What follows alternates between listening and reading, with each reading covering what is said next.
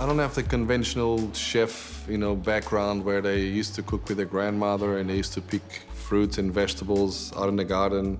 That was not me, I'm a city boy, and basketball was my life.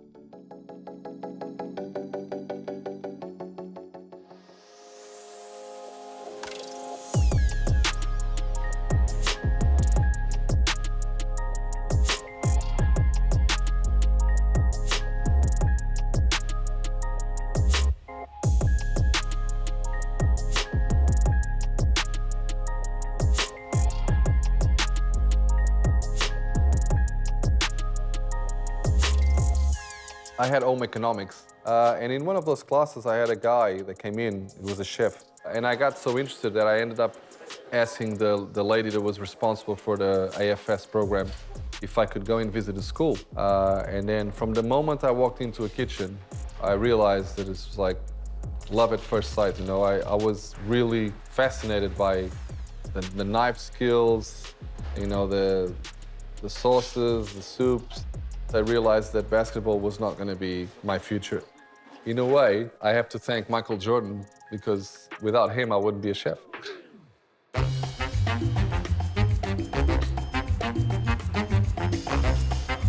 London gave me the basics of French cooking. But then in Australia, that's when I got introduced to this called fusion cuisine, because you can have on the same plate Chinese, Japanese, French, Greek. The roots is from everywhere.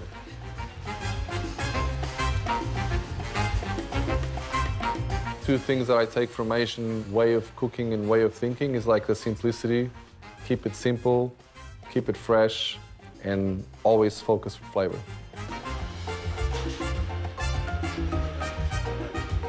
I was criticized by a lot of chefs saying, oh, this is not Portuguese.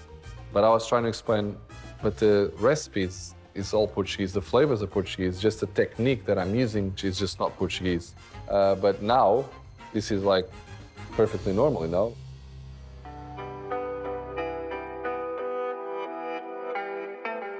Sometimes people forget that our coastline goes all the way up to Azores, an hour-and-a-half flight.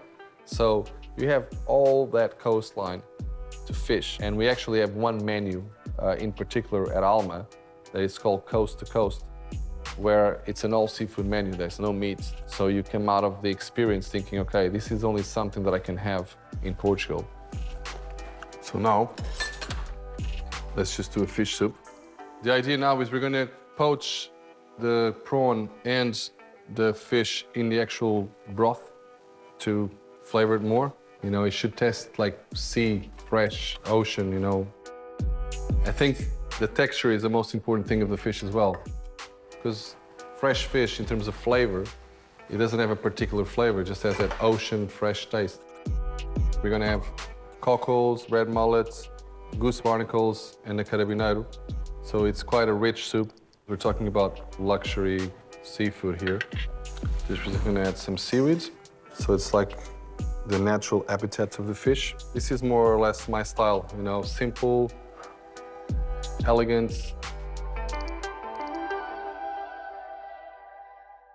Who is Henrique outside the kitchen? I'm a simple guy, down to earth, approachable, and I think it's important to stay humble. We're living in an era now that chefs are super rock stars, and they're given all this, pedestal.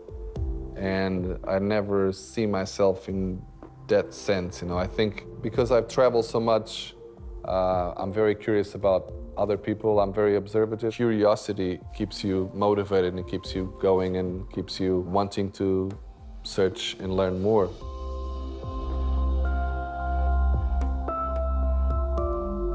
But when Inês was born, I realized that I had to change.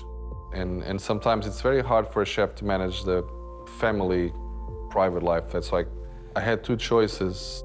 I realized that she needed to be a priority from day one.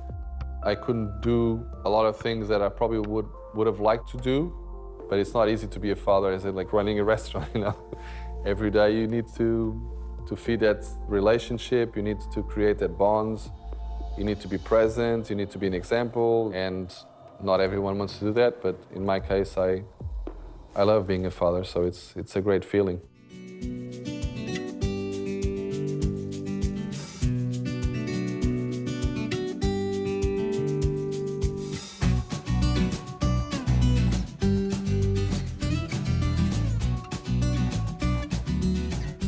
I like to challenge myself, and working alone, it's definitely a challenge. It's an art in the kitchen, it really is, and we both enjoy doing is to recover our gastronomy, our Portuguese gastronomy and ancient recipes.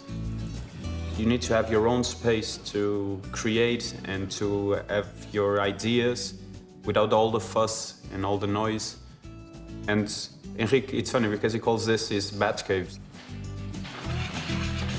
To see my team doing really well and becoming role models in their own way, it's also something that really motivates me.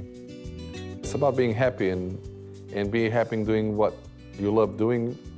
It's like, what else, what else can you wish for?